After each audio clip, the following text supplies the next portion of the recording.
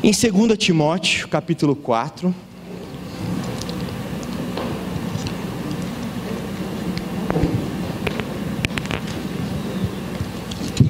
talvez nós falemos um pouco disso semana que vem também, por causa do feriado, das viagens, mas o Laudo já até me alertou que seria bom falar hoje, porque vai que ela manda um recado para alguém, e aí até explicar as coisas é melhor deixar tudo claro, tudo transparente, tá bom?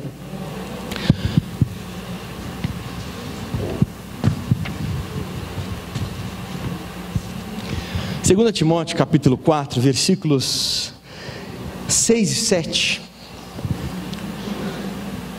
são textos finais de Paulo. Eu já falei desse texto em alguns momentos, que é o último livro que Paulo escreveu, e o último capítulo que Paulo escreveu.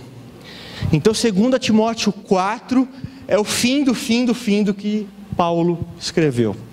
Então nós estamos aqui praticamente ouvindo últimas palavras de um homem que por meio dele muita coisa aconteceu. Se você não conhece a história de Paulo, ele realmente mudou muita coisa da história, claro, por meio de Cristo, por meio de Jesus, mas ele causou um grande reboliço na sua geração.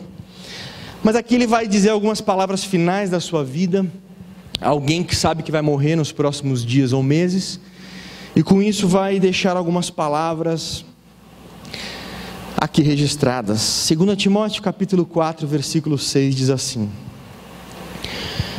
eu já estou sendo derramado como uma oferta de bebida, que era um tipo de sacrifício do Antigo Testamento, ou seja, eu já estou para morrer.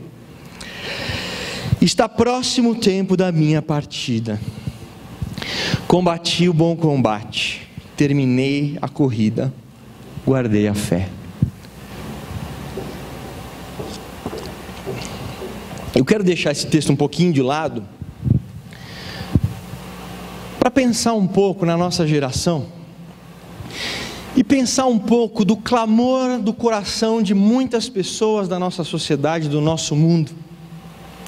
E alguém certa vez disse que se você quiser conhecer uma sociedade, você precisa ouvir a música deles. Eu sei que isso vai te dar uma depressão agora, né? Se você pensar e lembrar de algumas músicas. Mas dentre algumas músicas que nós podemos perceber na nossa sociedade, muitas delas vêm sim trazer um anseio do coração humano, vêm sim trazer um vazio, uma certa frustração com algumas coisas, que traz para nós uma pista do clamor do ser humano, de que as coisas não estão acontecendo como deveriam acontecer, de que as coisas não são como deveriam ser, e de que até individualmente, muitas vezes nós chegamos num momento da nossa vida, normalmente no final dela, onde nós olhamos para trás e percebemos que não vivemos a vida que deveríamos viver, e bate uma certa frustração nostálgica, melancólica, de tristeza, de que o tempo acabou, e o tempo não foi vivido como deveria se viver. Uma das músicas que eu peguei que reflete um pouco isso, escolhi duas músicas, escolhi um escritor, dentre outras coisas, amadureci essa palavra com a nossa pequena família. É uma música chamada Paciência, de Lenine. Ele diz assim: mesmo quando tudo pede um pouco mais de calma, até quando o corpo pede um pouco mais de alma, a vida não para. Enquanto todo mundo espera a cura do mal, e a loucura finge que tudo isso é normal, eu finjo ter paciência. O mundo vai girando cada vez mais veloz, a gente espera do mundo e o mundo espera de nós um pouco mais de paciência. Será que é tempo que lhe falta para perceber? Será que temos esse tempo para perder? E quem quer saber? A vida é tão rara, tão rara. Então eu tinha ver esse músico, por meio da música, já expressando uma certa insatisfação com a vida, com a forma como as coisas estão funcionando, como este mundo está se desdobrando, como as coisas estão acontecendo. Mas talvez uma música que expresse isso um pouco mais intensamente, de forma mais clara, seja a música Epitáfio, dos Titãs. Devia ter amado mais, ter chorado mais, ter visto o sol nascer. Devia ter arriscado mais e até errado mais, ter feito o que eu queria fazer. Queria ter aceitado as pessoas como elas são. Cada um sabe a alegria e a dor que vai no coração. Devia ter complicado menos, trabalhado menos, ter visto o sol se pôr. Devia ter me importado menos com problemas pequenos, ter morrido de amor. Queria ter aceitado a vida como ela é. A cada um cabe alegrias e a tristeza que vier. Nenhum desses dois músicos que fizeram essas músicas são cristãos. Então eu não estou ratificando tudo que eles estão dizendo, só estou trazendo como objetivo essa ideia de que, se nós queremos entender o mundo em que vivemos, as músicas que se cantam traduzem um pouco do que é o nosso mundo. E nessas músicas que estamos vendo, tanto de Lenine como dos Titãs, que não são cristãos, mas estão expressando uma certa frustração e nostalgia com um tempo que não volta mais, com um tempo que passou e que alguma coisa a vida não foi vivida como deveria ser vivida. Mas não só nas músicas. Quando você pega alguns escritores, por exemplo, o recém-falecido Rubem Alves, que era cristão, embora de uma linha um pouco complicada, ele tem um texto bem curto sobre o tempo e as jabuticabas. Ele desabafa e se expressa da seguinte forma, ele diz assim: contei os meus anos e descobri que terei menos tempo para viver daqui para frente do que já vivi até agora. E hoje não tem mais tempo nenhum, porque ele faleceu recentemente.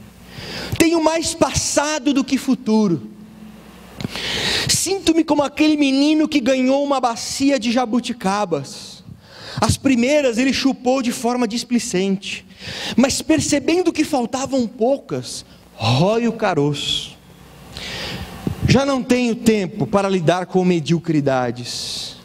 Não quero estar em reuniões onde desfilam egos inflados.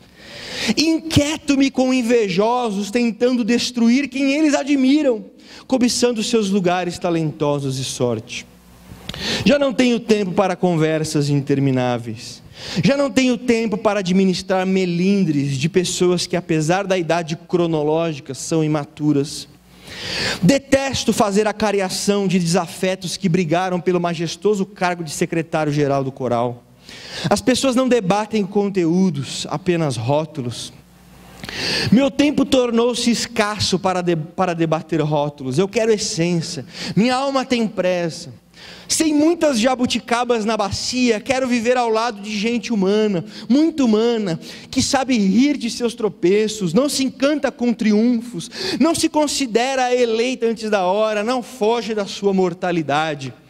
Caminhar perto de coisas e pessoas de verdade. O essencial faz a vida valer a pena, e para mim basta o essencial.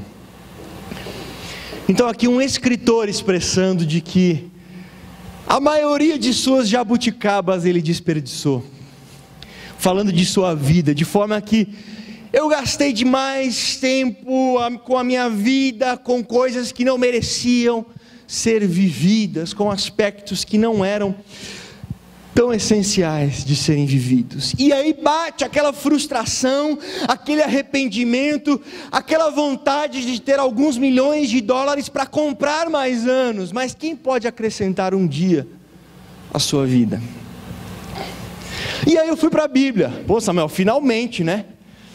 Você está pregando aí, só fala de música, de tal e de escritores. É bom falar um pouquinho da Bíblia, já que nós estamos numa igreja, né? Só que eu fui para Eclesiastes. E como eu gosto de brincar, Eclesiastes é o livro da depressão.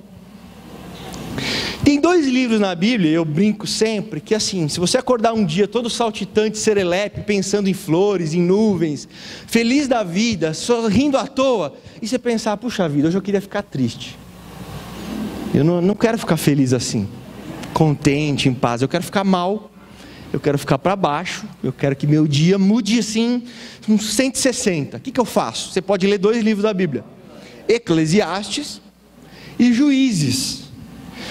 Juízes tem uma história muito parecida com essa que aconteceu essa semana, dessa moça que foi estuprada por 30 homens. Você pega Juízes 19, tem a história de uma moça que foi estuprada por toda a madrugada, por toda a cidade e acordou morta. Aí você lê um livro desse meia-noite, você vai sonhar, vai ter pesadelo, né?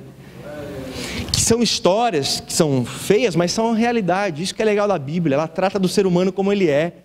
E se é para falar que o ser humano se desviou de Deus até a forma de fazer algo como isso, a Bíblia vai falar. A Bíblia não é um conto de fadas que você vai ler e no final, e terminou, toda a historinha termina felizes para sempre não. A Bíblia sempre deixa muito claro que um afastamento de Deus gera morte total, seja de uma pessoa, seja de uma sociedade. Mas aí quando você pega o livro de Eclesiastes, eu separei alguns versículos aqui para vocês. Você acordou feliz, estava sol, eu dormi feliz, ontem à noite meu time de basquete ganhou, o Golden State Warriors. Só que quando você pega Eclesiastes, passa tudo. Diz assim Salomão: que grande inutilidade, diz o pregador ou o mestre, que grande inutilidade, nada faz sentido. O que o homem ganha com todo o seu trabalho em que tanto se esforça debaixo do sol? Vamos prestar atenção nessa frase. Essa é a perspectiva de Salomão falando debaixo do sol. Da perspectiva humana, se você considerar que a única coisa que existe são os seres humanos, a consequência é desespero assim. Então, debaixo do sol, gerações vêm, gerações vão, mas a terra permanece para sempre. O que foi, tornará a ser, o que foi feito se fará novamente, não há nada novo debaixo do sol. Tenho visto tudo o que é feito debaixo do sol, tudo é inútil, é correr atrás do vento. Pensei comigo mesmo, vamos experimentar a alegria, descubra as coisas boas da vida, mas isso também se revelou inútil. Não me neguei nada que meus olhos desejaram, não me recusei a dar prazer algum ao meu coração. Na verdade, eu me alegrei em todo o meu trabalho, essa foi a recompensa de todo o meu esforço. Contudo, quando avaliei tudo que minhas mãos fizeram, e o trabalho que tanto me esforçaram para realizar, percebi que tudo foi inútil, foi correr atrás do vento, não há qualquer proveito no que se faz debaixo do sol. O pó volte à terra de onde veio, e o espírito volte a Deus que o deu. Tudo sem sentido, diz o pregador. Nada faz sentido, nada faz sentido. Animado, né? Salomão estava mal esse dia, né? E aqui Eclesiastes é o último livro de Salomão. Então já é o Salomão no final da vida olhando para trás, de uma perspectiva humana. Samuel, eu vim para a igreja para me sentir melhor, estou me sentindo pior, assim, estou com um sentimento meio estranho. Calma que é só o princípio das dores, agora começa a grande tribulação. Agora que Moisés também vai dizer isso. Em algum momento ele vai dizer, olha, acabam-se os nossos dias como um breve pensamento. Salmo 90, versículos 9 e 10. O tempo de nossa vida, ele diz, é 70, quando alguns ainda chegam aos 80, é muita canseira e enfado, mesmo os mais saudáveis. Então uma ideia assim meio... Mas recentemente escreveram um livro, uma enfermeira, Brownie Ware, não tenho certeza se é assim que se pronuncia, ela escreveu um livro sobre os 5 maiores arrependimentos dos pacientes terminais. Ela escreveu um livro a partir da sua experiência com pessoas antes da morte, o que ela mais ouviu, qual foi os sentimentos dessas pessoas e, de certa forma, os seus grandes arrependimentos. São 5, são bem curtos, eu vou ler para vocês. Em primeiro lugar, pessoas diziam, eu gostaria de ter tido coragem de viver uma vida fiel a mim mesmo, e não a vida que os outros esperavam de mim. 2, eu gostaria de não ter trabalhado tanto. 3, eu gostaria de ter tido coragem de expressar meus sentimentos. 4, eu gostaria de ter mantido contato com meus amigos. E 5, eu gostaria de ter me deixado ser mais feliz. Puxa, tudo isso vai trazendo para a gente a ideia de que não é algo isolado. De que essa ideia de que tem muita gente vivendo, mas que quando chega no final da sua vida descobre que na verdade não viveu, é uma epidemia que infectou mais pessoas do que a gente poderia esperar. De que não é algo de uma ou duas pessoas, é algo generalizado, que faz parte da experiência humana. E às vezes a gente se sente, tem um mito de Sísifo, não sei se vocês já ouviram falar, que é a história de alguém que foi condenado a eternamente rolar uma pedra para cima de uma montanha, para quando chegar lá em cima soltar esta pedra e essa pedra voltar, para depois de novo empurrar essa pedra para cima, chegar lá em cima e vê-la de novo caindo. E que muitas pessoas na nossa humanidade estão com essa sensação de que todo o esforço, de que toda a vida, de tudo que tem feito, se parece mais com rolar uma grande pedra para o alto de uma montanha, para depois vê-la cair novamente. E aí Albert Camus, que foi um filósofo existencialista, ele disse assim: pois é, só que a vida é só isso mesmo. Deus não existe, não é nada, a vida é esse absurdo. Aí ele disse assim: será que não vale a pena se suicidar? Será que essa não é a única pergunta importante do ser humano? Se vale a pena realmente ir até o fim com isso ou antecipar o final disso?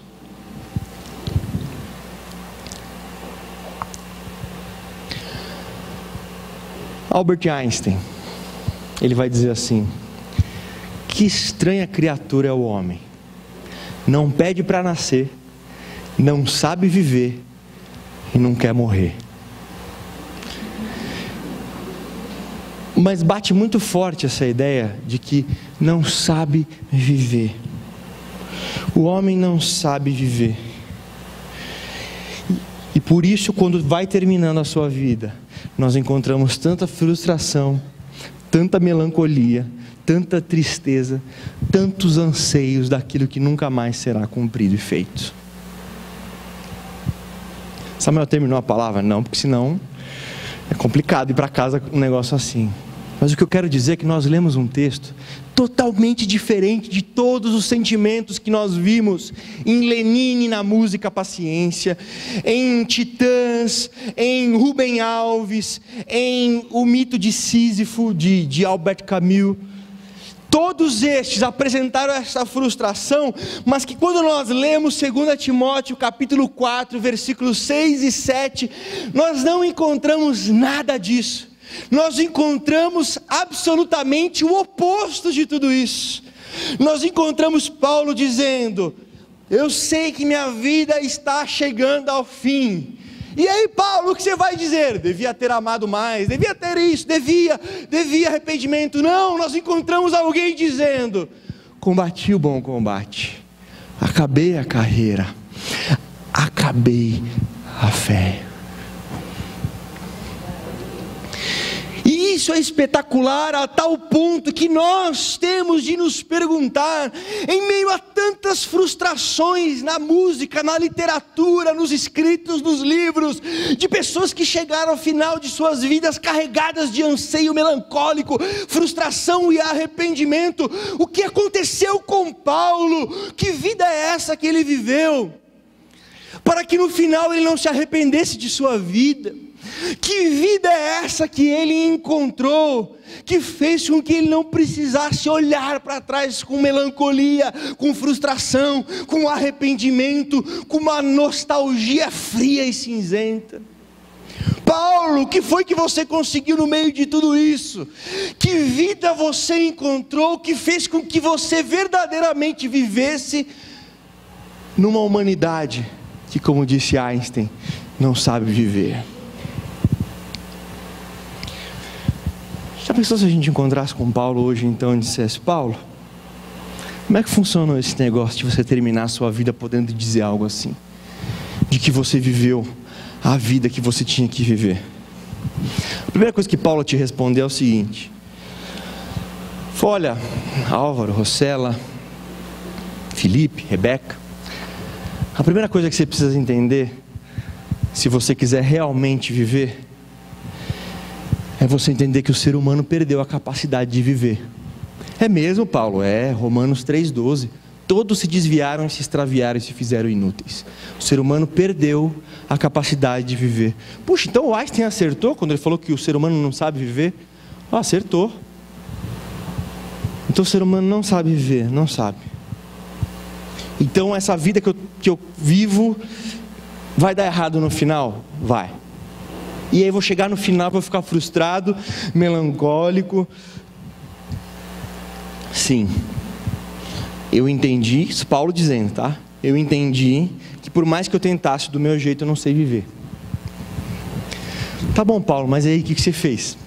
É só isso? Gente, ninguém sabe viver, vamos para casa, vivamos, comamos e amanhã morreremos? Não, Paulo viveu. Tá, Paulo, mas se você falou que ninguém sabe viver, mas quando você chegou no final da sua vida, você disse que você verdadeiramente viveu, de onde veio essa vida? Então, eu recebi um convite. É mesmo, Paulo, recebi um convite? Recebi um convite. Qual convite? Recebi um convite para morrer. É mesmo, Paulo? É. Você deveria morrer? Sim. Fui convidado para morrer e eu aceitei o convite. É mesmo, Paulo? Você recebeu um convite para morrer e aceitou? Mas o que significa essa morte?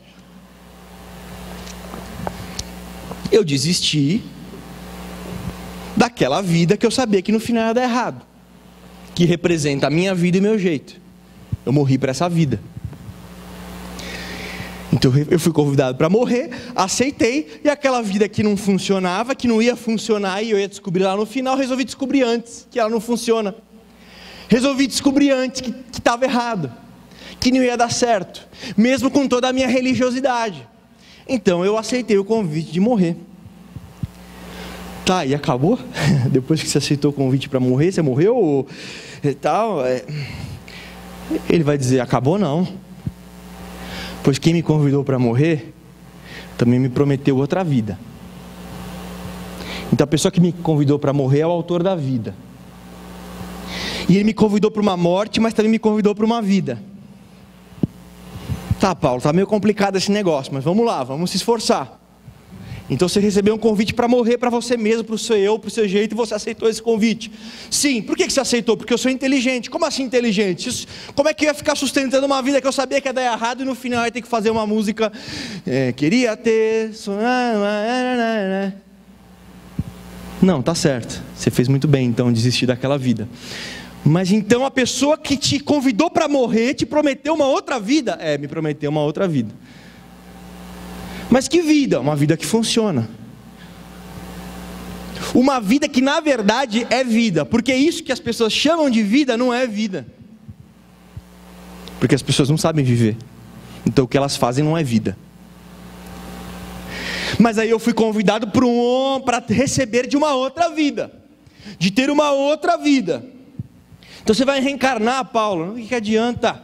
O que adiantaria reencarnar? O ser humano não sabe viver. Se você me der outra vida, 10 vidas, 100 vidas, nós não sabemos viver. Tá, mas que vida é essa então, Paulo, que você vai receber, que você recebeu, que fez com que no final da sua vida, você pudesse dizer, vivi. Uma vida digna de ser descrita como uma vida vivida. Então essa vida veio de outro lugar. De quem? De Cristo. Por quê? Porque Ele foi o único que soube viver. Como assim o único que soube viver? Deus, quando viu que a humanidade inteira se desviou, enviou Jesus. Tanto para morrer pelo pecado das pessoas, mas para mostrar o que é verdadeira vida. Para ser exemplo do que realmente é viver.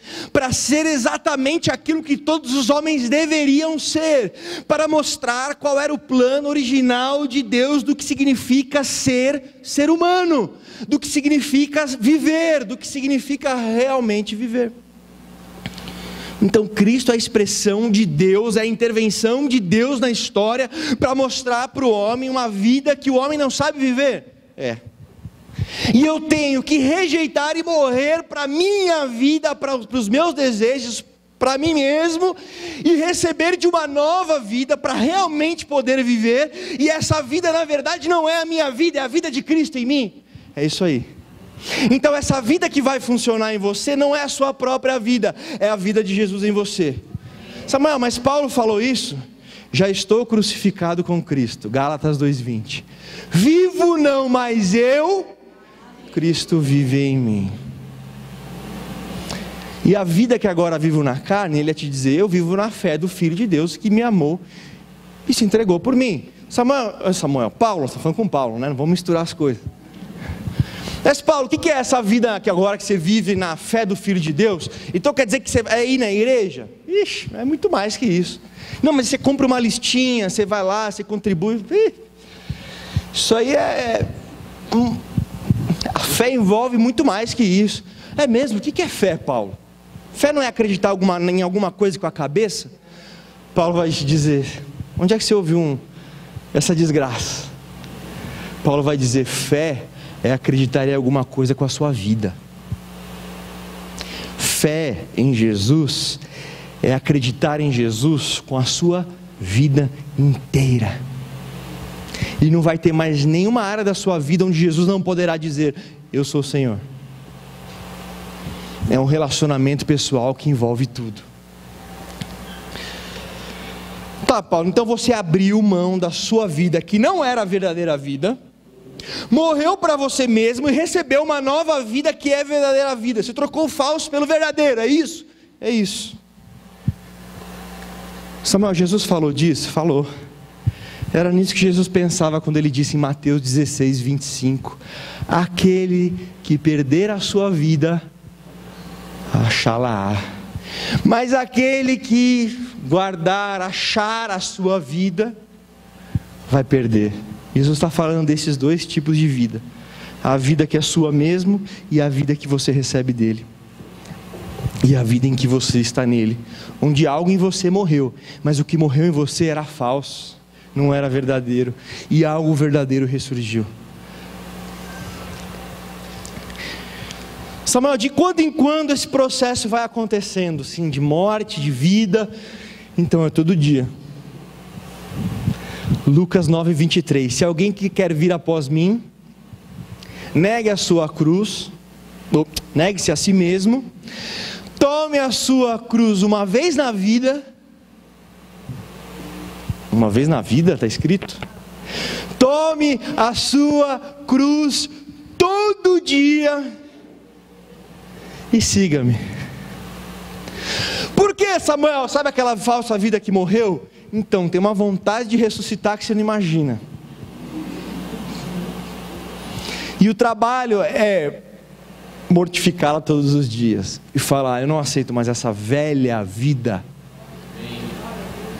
porque é falsa vida, que é vida mas é morte. É por isso que Paulo fala em Efésios 2:1: vocês estavam vivos, mas mortos em delitos e pecados, na vossa maneira de viver. Então é um tipo de vida, mas é um tipo de vida que na verdade é morte. E aí nós somos convidados a morrer para receber um outro tipo de vida. Só que essa vida não é nossa, é a vida de Cristo em você. Ô Paulo, mas e aí? Já tô quase encerrando. Mas e aí, Paulo? Como é que você resume a sua vida e todo esse processo? Tranquilo. Filipenses 1:21. Para mim, viver é Cristo. Se Ele é a verdadeira vida, eu quero viver uma verdadeira vida para chegar no final e falar que eu vivi. Para mim, viver é Cristo. Tá, mas e quando você morrer? Melhor ainda, porque é mais Cristo. Ah, então por isso que você falou que era lucro? É. Por isso que morrer é lucro, porque é mais Cristo. Se a verdadeira vida é Cristo, e eu tenho essa vida hoje, e vou ter ela numa dimensão ainda maior depois, para mim viver é Cristo e morrer é lucro. E é por isso que você não tem medo de morrer, Paulo, que você chega satisfeito. É por isso. Até que é simples, né, Paulo? É simples, sabe por que é tão difícil? Ah, porque o primeiro passo de morrer é complicado. A gente sempre acha que é capaz. A gente vive numa ilusão de que sabe viver. Só que a vida vai mostrar que não sabemos. A vida vai mostrar processos de destruição na nossa vida pessoal, na nossa vida íntima, nos nossos relacionamentos, que você não sabe viver. E o que eu faço? Resolva esse problema quanto antes. Morra para viver. Mas eu vou viver do meu jeito, vai ser do meu jeito. Se você quiser, você pode aprender violão e começar a cantar desde hoje. Queria ter... Que a sua vida, quando você vai perceber que não viveu, vai terminar em frustração. Vai terminar num arrependimento melancólico, cinzento, triste e frio. Mais duas coisas. Israel, quando foi libertado do Egito, recebeu um novo calendário. Está lá em Êxodo 12. Até aquele momento, Israel seguia todos os calendários que todo mundo seguia, muitos relacionados com as estações do ano, com a colheita, com o cultivo, os calendários giravam mais em torno disso. Deus vai falar: Israel, você tem um outro calendário a partir de hoje. Mas quando começa esse calendário? Começa agora, nesse mês que vocês estão sendo libertos, que eu estou libertando vocês, fazendo de vocês um povo livre, e estou instituindo a Páscoa, a morte do Cordeiro, que depois a gente vai entender, no lugar de vocês. Então quer dizer que a referência maior da minha vida não serão as estações do ano, os acontecimentos, o fluxo da vida. O que vai marcar o andamento da minha história vai ser este acontecimento, um novo referencial. E esse referencial é o Cordeiro, é a libertação, onde nós abandonamos a escravidão para uma vida verdadeira. Exatamente. E você também, amado. Você tem o calendário que você segue, começa 1º de janeiro, termina 31 de dezembro. Mas existe um outro calendário na sua vida, onde você recebeu um outro referencial de quem você é, por que você está aqui, para onde você vai, qual é o propósito da sua vida. E o referencial deste novo calendário nas nossas vidas é a Páscoa de Jesus, o sangue da nova aliança, o corpo de Cristo partido por nós. É uma nova referência. Mas Samuel, me fala uma coisa um pouco mais prática, porque é um pouco difícil de pensar. Para mim o viver é Cristo. O viver é Cristo é um negócio meio distante, é um negócio meio abstrato, é um negócio meio complicado de explicar. Não é tão fácil de explicar mesmo. Primeiro porque é um milagre de Deus no seu coração. Porque morrer para nós mesmos e vivermos uma nova vida, que é a verdadeira vida, é um milagre. É o milagre da morte e da ressurreição. Assim como foi o milagre da morte e ressurreição de Jesus. Mas Paulo, se você perguntar para ele: Paulo, como é que eu deixo isso um pouco mais próximo de mim? Como é que eu deixo isso um pouco mais prático? Como é que eu posso viver essa realidade no dia a dia, de morrer para a minha vontade e viver a vida de Cristo? Paulo, facinho. Facinho. Colossenses capítulo 3, versículo 17, Paulo diz assim: e tudo quanto fizerdes, por palavras ou por obras, fazei tudo em nome do Senhor Jesus. Samuel, significa que cada coisa que eu for fazer eu tenho que falar em nome de Jesus, amém? Não, não é isso. É nós entendermos que recebemos uma procuração de Jesus, dizendo: agora viva a nova vida. E em todas as circunstâncias eu tenho que agir, viver, pensar e falar pensando em como Jesus agiria naquela situação. Isso é viver em nome de Jesus, que Paulo está dizendo. É como se Jesus ainda estivesse vivendo em carne e osso entre os homens. Jesus vai dizer assim: quando vocês colocaram uma situação, pense, é assim que Jesus agiria? Samuel, tem um exemplo mais prático? Tem. Aquela pessoa da sua casa comeu a última tortinha que você estava separando na dieta da semana inteira para comer no domingo.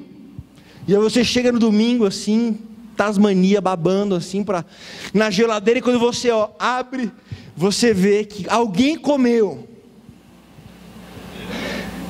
Aí bate aquela fúria no seu coração, desejo homicida. E você sai da geladeira e você entra no quarto do seu irmão. E você vê resquícios de torta correndo pela bochecha dele assim.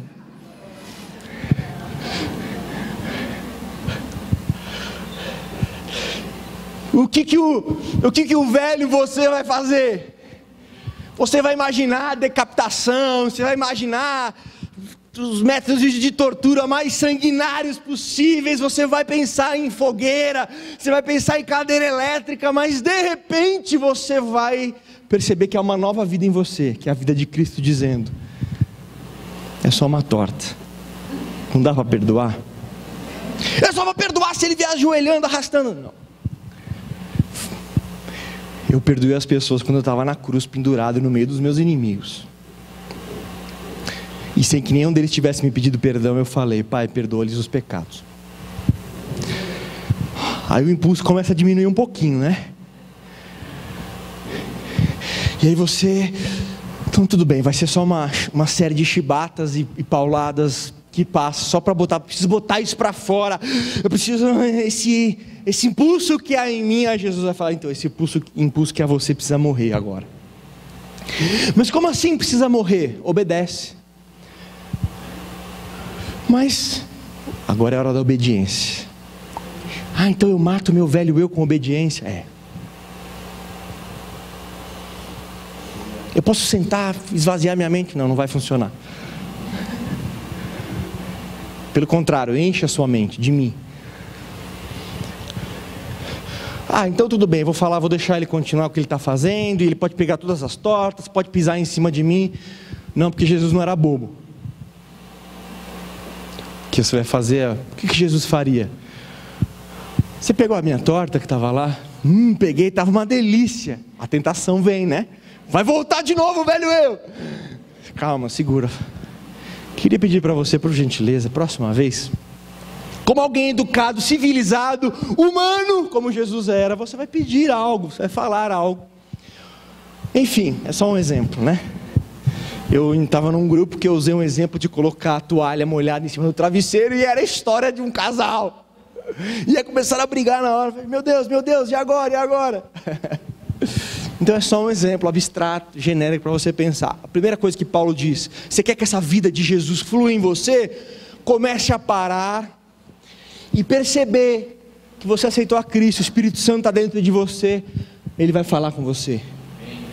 E o velho homem tentando voltar, tentando um espaçozinho, e você não, fica de fora, porque agora existe um novo homem, que é a imagem e semelhança de Jesus. Então numa situação eu travo. Na minha vontade era de fazer isso, mas a minha vontade vai morrer. A cada dia tome a sua cruz e siga-me. Dureza, né? Só que não só isso Paulo vai dizer. Paulo falou, só que agora eu vou apelar. Paulo falou, agora eu vou esculachar. É mesmo, Paulo? Versículo 23 do capítulo 3. E tudo quando fizerdes, fazei de todo o coração, como se estivesse fazendo a Jesus e não a homens.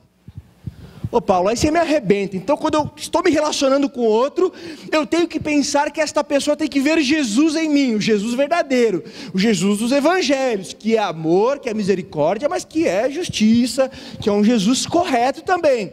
Mas é esse Jesus que a pessoa tem que ver, isso. E quando eu olhar para a pessoa, eu tenho que ver Jesus nela, mesmo que ela esteja com as tortinhas de limão que era minha, que eu esperei, eu tenho que olhar para aquela pessoa e pensar em Jesus com a tortinha de limão. Por aí. Por que, Paulo? Porque se você for pelo merecimento das pessoas, você não faz mais nada por ninguém, porque ninguém merece, inclusive você. Então comece a exercitar. Puxa vida, eu vou fazer um café da manhã para a Lívia. Então vou fazer um bom café da manhã, porque eu amo a Lívia. Mas eu amo quem mais? A Lívia ou Jesus? Eu amo mais Jesus. Então eu vou fazer o café da manhã como se fosse para Jesus vir à minha casa e tomar, e não para a Lívia. Paulo pegou pesado, irmãos. Eu tenho que fazer tudo em nome de Jesus, e tenho que fazer pelos homens, não como fazendo para homens, mas como fazendo a Jesus. Samuel, que doideira é essa? Essa doideira é a verdadeira vida, que é a vida que Jesus viveu. Essa doideira é a vida verdadeira que Jesus mostrou para nós e viveu. E para encerrar, eu queria cantar uma música. Então preparem os ouvidos, prepare o seu coração. Acabei ficando um pouco rouco de falar, mas é uma música que vai expressar talvez a nossa oração para nós cearmos nessa manhã, com essa consciência de que nós queremos essa vida verdadeira, e a vida verdadeira vem de Cristo, e rejeitar essa falsa vida, rejeitar esse engano, essa ilusão que nós temos de nós mesmos, e nós possamos reconhecer, nós não sabemos viver, mas alguém viveu de verdade. Foi isso que Paulo descobriu, por isso ele falou: combati o bom combate, acabei a carreira, guardei a fé. Na verdade, Jesus, ele diz mesmo: eu venho para os que estão doentes, e não para os que estão sãos. Jesus não quis dizer que existem pessoas enfermas e pessoas curadas e sãs. O que ele quis dizer é: algumas pessoas reconhecem que estão doentes, outras pessoas não reconhecem. Para aquelas que vivem por si mesmas achando que está tudo bem, eu não posso vir para essas pessoas. Mas para aquelas que de alguma forma percebem que não sabem viver e precisam de uma nova vida, nascer de novo. A mensagem simples do cristianismo: nascer de novo, para uma nova vida, que não vem de você mesmo, não vem da pessoa que está do seu lado, vem de Deus, vem de Jesus. Então que hoje, durante essa ceia, onde nós tomamos os elementos que representam uma morte, a morte de Jesus por nós, que faz com que toda aquela vida que nós não sabemos viver seja perdoada, seja apagada e nós sejamos livres para uma nova vida. Mas a graça não é só apagar o passado. A graça é um poder no nosso coração que nos molda a imagem de Jesus. Eu queria cantar mais uma vez, e se essa for a sua oração, que você, de olhos fechados, ouvindo a música, preste bem atenção na letra. E se você quiser ficar de pé, sentado, de joelho, do jeito que você quiser, que seja a sua oração.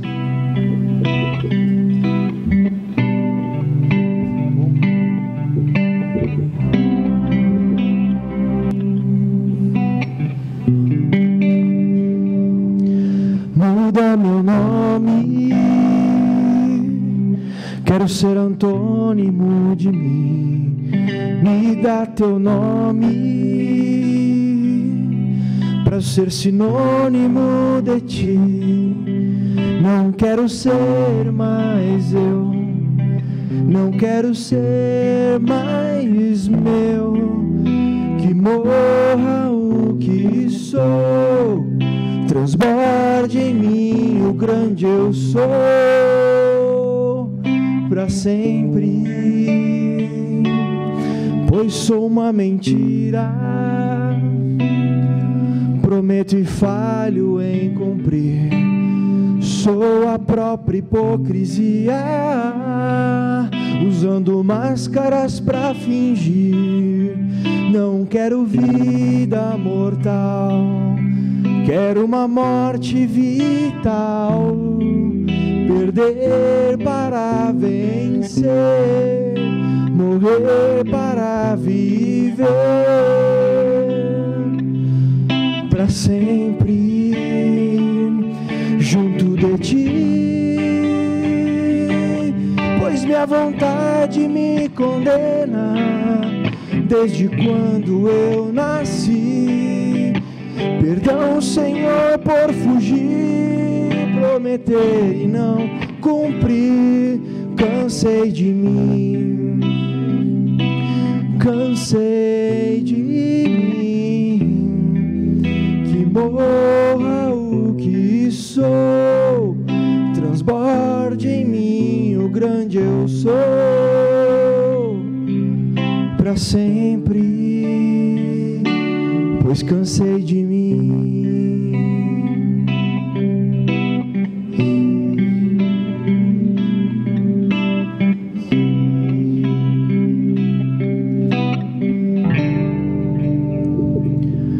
Entrego os pontos,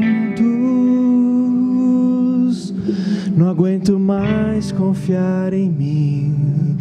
Não quero ser mais eu, não quero ser mais eu, não quero ser mais eu, não quero ser mais meu. Que não mais vejam eu, que não mais vejam você. Que morra o que sou, que não mais vejam eu, mas vejam Cristo em mim para sempre.